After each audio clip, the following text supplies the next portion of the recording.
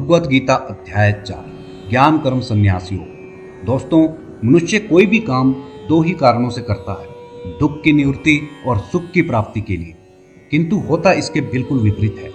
मनुष्य कर्म बंधन में बंध जाता है और जकड़ कर रह जाता है। दुख दूर होने की बजाय और ज्यादा बढ़ जाते हैं और वह भव बंधन में बंधकर अपने मूल उद्देश्य की पूर्ति नहीं कर पाता है। जीवन में कभी ना कभी हम सबको कुछ ऐसी मुश्किलों का सामना करना पड़ता है और जब हमारे पास इन समस्याओं का कोई समाधान नहीं होता तो ऐसे में गुरु की शरण में जाकर ज्ञान शक्ति द्वारा हम इन समस्याओं से बाहर कैसे निकलें, यही दिव्य ज्ञान भगवान श्री कृष्ण ने इस अध्याय में अर्जुन को बताया है। और ये भी बताते हैं कि मनुष्य परमात्मा को कैसे प्राप्त कर सकता है। तो आइए जानते हैं ज्ञान कर्म संन्यास योग। श्री कृष्ण भगवान बोले, हे अर्जुन, कई वर्षों पूर्व यह दिव्य ज्ञान योग मैंने सूर्य देव को बताया था, परंतु समय अधिक बीत जाने की वजह से यह कर्म योग लुप्त हो गया है। और अर्जुन, तुम मेरे भक्त तथा परम मित्र हो, इसलिए यह दिव्य ज्ञान योग अब मैं तुमको बता रहा हूँ। अर्जुन कहने लगे, हे श्री कृष्ण, आपका जन्म तो अभी कुछ वर्षों पहले हुआ है और सूर्य का जन्म तो कई वर्षों पहले का है। तो मैं किस प्रकार मानूं कि आपने सूर्य देव को यह कर्म योग कैसे बताया होगा। श्री कृष्ण बोले, हे अर्जुन, तुम नहीं जानते, मेरे और तुम्हारे अनेक जन्म हो चुके हैं। मुझे वह सब याद है, परंतु तुम भूल गए हो। मैं जन्म से रहित अविनाशी संपूर्ण प्राणियों का स्वामी अपनी प्रकृति में ही स्थित हूँ और अपनी माया से ही जन्मता हूँ। हे अर्जुन, जब जब इस धरती पर धर्म की हानि होती है और अधर्म बहुत बढ़ जाता है, तब तब ही मैं इस पृथ्वी पर जन्म लेता हूँ। पापियों का विनाश और धर्म की स्थापना करने के लिए मैं हर युग में जन्म लेता हूँ और अपने शरीर को यहीं छोड़कर वापस चला जाता हूँ। हे अर्जुन, इस पृथ्वी पर जो मनुष्य मुझे जिस प्रकार भजते हैं, मैं भी उनको उसी प्रकार भजता हूँ, क्योंकि सभी मनुष्य सब प्रकार से मेरे ही मार्ग का अनुसरण करते हैं। इस संपूर्ण सृष्टि का कर्ता मैं ही हूँ और इस सृष्टि का रचनाकार तथा कर्म का कर्ता होने पर भी तू मुझे अकर्ता ही जान। कर्मों के फल में मेरी कोई इच्छा नहीं है, इसीलिए कर्म मुझे लिप्त नहीं कर सकते। इस प्रकार जो मुझे तत्व ज्ञान से जान लेता है, वह कभी भी कर्मों में नहीं बंधता।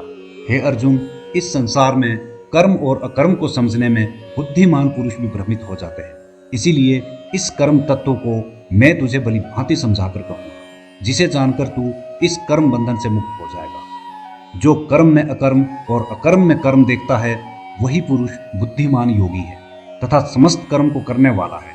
जो मनुष्य संसारिक सुखों की कामना न करते हुए कर्म करते हैं और जिन्होंने अपने दिव्य ज्ञान की अग्नि से अपने सभी कर्म फलों को नष्ट कर दिया है, वो ही आत्मज्ञानी और बुद्धिमान कहलाते हैं।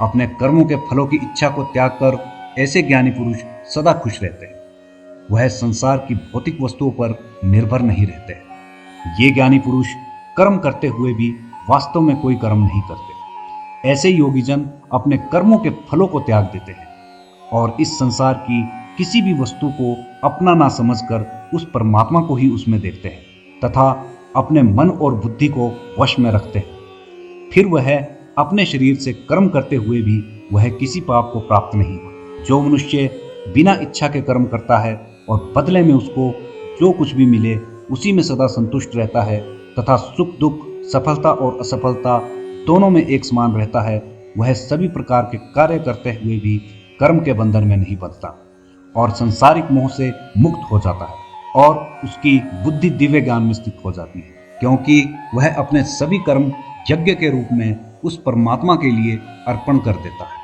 इसीलिए वे कर्मों की प्रतिक्रियाओं से मुक्त रहता है। जो मनुष्य पूर्ण रूप से अपने मन को परमात्मा में लगा देता है और प्रत्येक वस्तु को परमात्मा के रूप में देखता है, वह बहुत आसानी से परमात्मा को पा लेता है।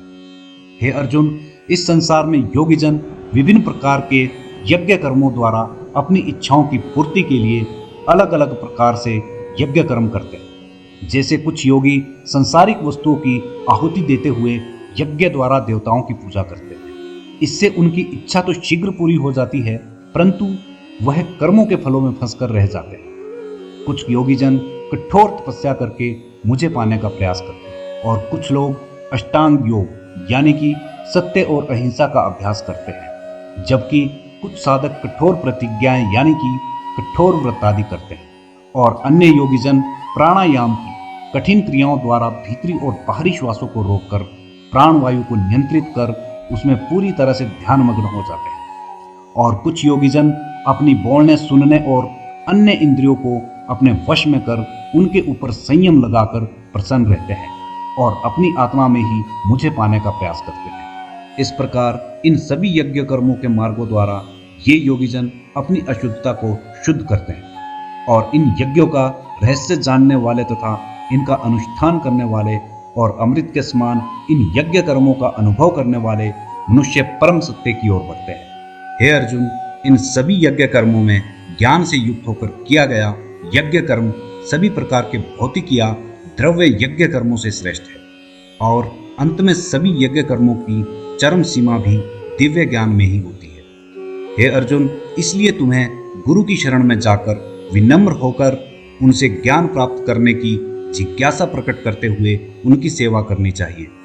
ऐसा सिद्ध गुरु तुम्हें दिव्य ज्ञान प्रदान करेगा क्योंकि वह परम सत्य को जान चुका होता है।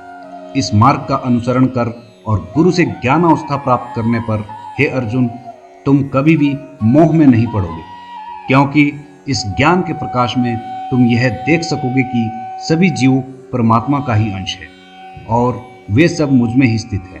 इसके बाद अगर तू अन्य सब पापियों से भी अधिक पाप करने वाला है तो भी तू इस ज्ञान रूपी नौका द्वारा निसंदेह संपूर्ण पाप समुद्र से भली भांति तर जाएगा। जिस तरह आग लकड़ियों को जलाकर राख बना देती है, उसी प्रकार गुरु द्वारा दिया हुआ दिव्य ज्ञान भी सभी कर्मों को भस्म कर देता है और उस ज्ञान योग के अभ्यास द्वारा शुद्धांतकरण हुआ मनुष्य अपने आप ही अपनी आत्मा में परमात्मा को पा लेता है। ऐसे ज्ञानी पुरुष जिनकी अपार श्रद्धा है और जिन्होंने अपने मन और इंद्रियों पर नियंत्रण कर लिया है, वे इस दिव्य ज्ञान को प्राप्त कर लेते हैं और इस दिव्य ज्ञान के द्वारा वे शीघ्र ही कभी न समाप्त होने वाली परम शांति को प्राप्त कर लेते हैं। परंतु जिन अज्ञानी लोगों में ना तो श्रद्धा और ना ही ज्ञान है और जो संदेहपूर्ण प्रकृति के होते हैं, उस जीवात्मा के लिए ना तो इस लोक में और ना ही परलोक में कोई सुख है। हे अर्जुन, कर्म उन लोगों को बंधन में नहीं डाल सकते जिन्होंने ज्ञान योग की अग्नि में कर्मों को नष्ट कर दिया है और ज्ञान द्वारा जिनके समस्त संशय दूर हो चुके हैं, वे वास्तव में आत्मज्ञान में स्थित हो जाते हैं। इसीलिए तुम्हारे हृदय में अज्ञानतावश जो संदेह उत्पन्न हुए हैं, उन्हें ज्ञान रूपी शस्त्र से काट लो। हे अर्जुन, स्वयं को ज्ञान योग में निष्ठ करो और उठो, खड़े होकर युद्ध करो।